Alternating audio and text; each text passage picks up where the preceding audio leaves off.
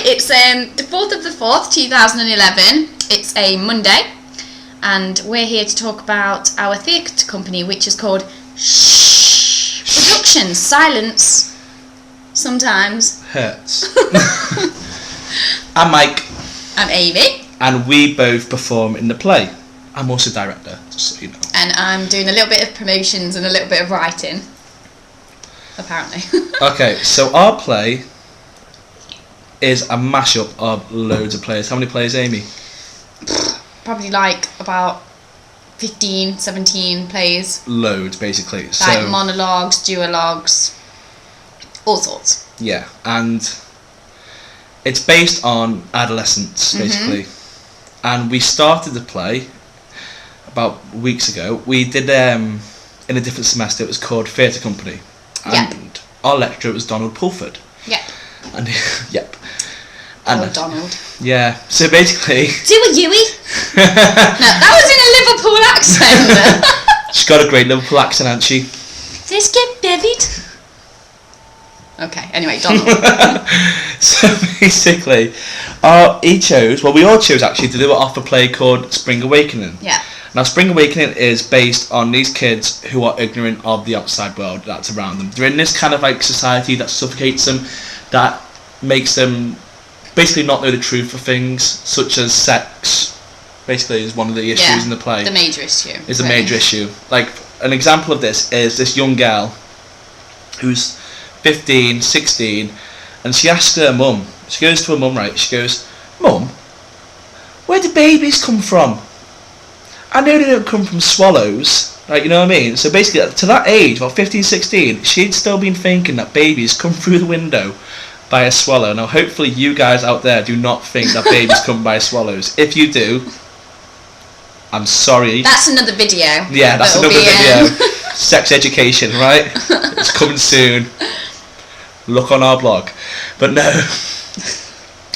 Again, like, not involving me and Mike though. Sex education. It's not going to be. She could be that lucky. She could only be that lucky, right? But no.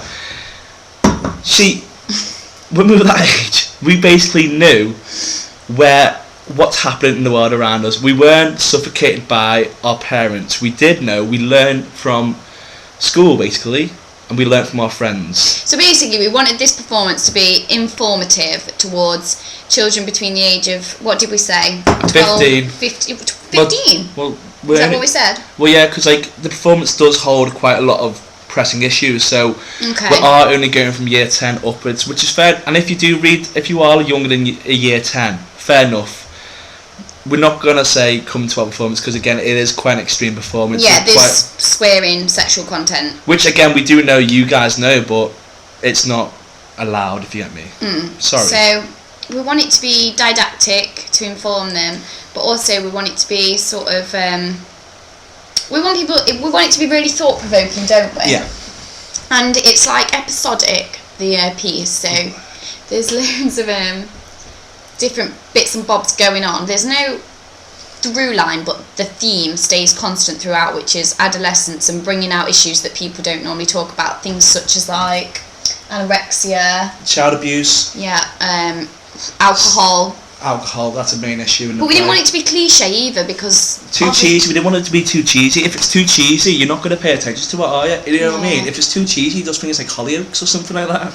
Yeah, like there's loads of theatre companies who do stuff about like, oh, don't take drugs, oh, don't drink. You know, like these people who go into these like schools and do and they're like 28. You know, 28, 30-year-olds trying to relate to 18-year-olds. How can you 16-year-olds go to them? Oh yeah, you're 28, but I think you're 16 now because you're performing like I do, which you don't do. Yeah, it's not real. You know what I mean? We're only 19, 20s. That's the kind of age range we are, and so you know that's only been like, you know what I mean. We try to draw.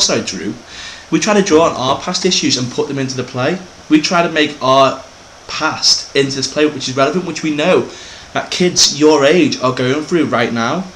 Now, if they're like, we get other, like you said, with other performances like that, they don't understand what's going on in your life properly. If they're 28, that's how many years ago? Nearly 10 years ago. How can they remember what's happening then? You get people who act like they know what's going on in your lives, but only you only you know what's going on in your lives. And we know because we're adolescents. We are adolescents. I'm not anymore. Well, you won't be in a week's time. Guess how old she is? 30? Jokes. 20. 30 in my mind, mate. 30 in my mind. But no. Anyway, basically we're at the point now where we've got about 4 weeks left, but really we've only got actually about 2 weeks because we've got Easter holidays. Yeah. And a lot of people are actually, no offence, so this one girl was doing a charity jump. We feel quite sly, but we kind of like cut her out. We thought, no, not cut her out. We told her that we really need her in the performance. So what she did was she cancelled a charity jump. And she got like loads of sponsors and everything and arranged all this money. And the money was going to charity.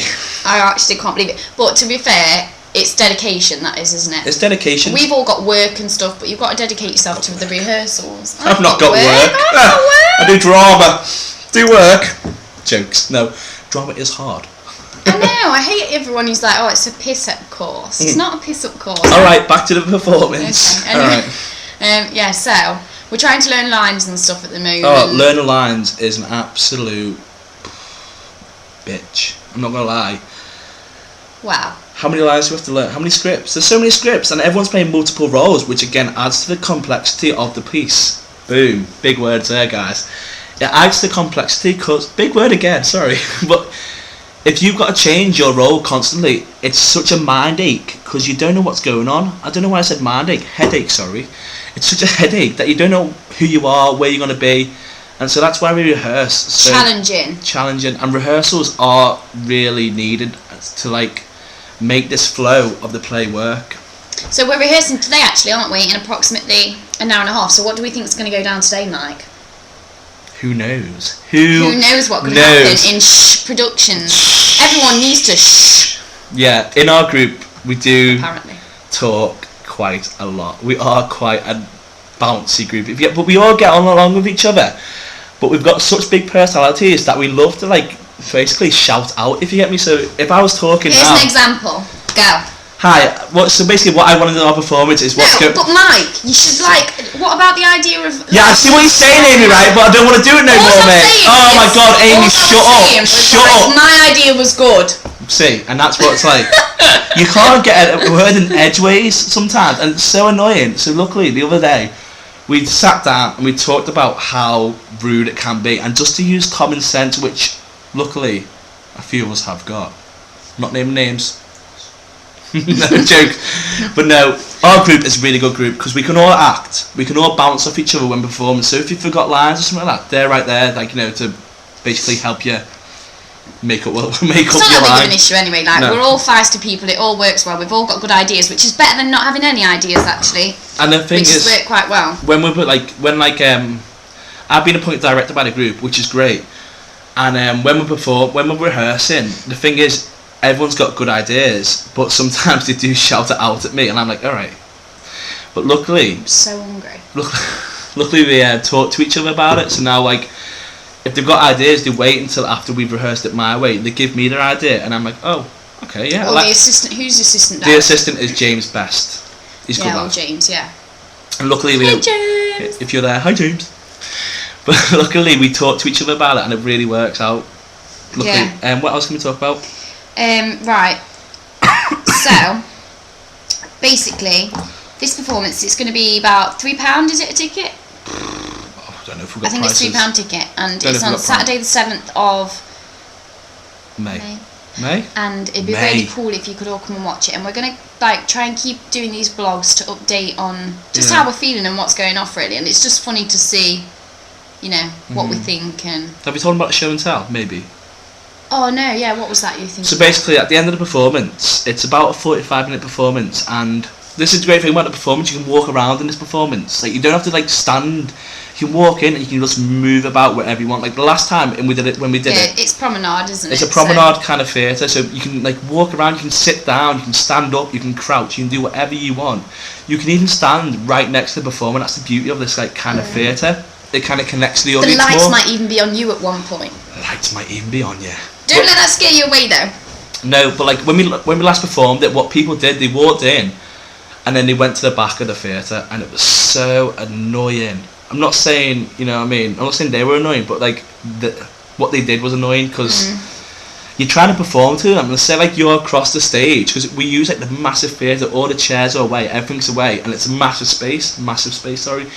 And say I'm over there, and they're over there. They're not going to get the like kind of like emotion that's going on in that piece from all the way over there. Like, you know what I mean? So luckily, we're going to try and start moving people about in this performance. So you might see people walking towards you. Do not get scared. Just walk wherever they're walking and follow people. Follow people. If you see like a cast member walking, follow him. Don't be bothered. Just go, what's going on over there? I might go over there. Or I might go over there, might go over there. We might have simultaneous performances going on. Do you know, I haven't finished writing my anorexia thing yet. I haven't finished writing my monologue, to be honest with you. How is that going? It's going really well. Like, this is a monologue that Mike's writing about self-image that's going to go into this...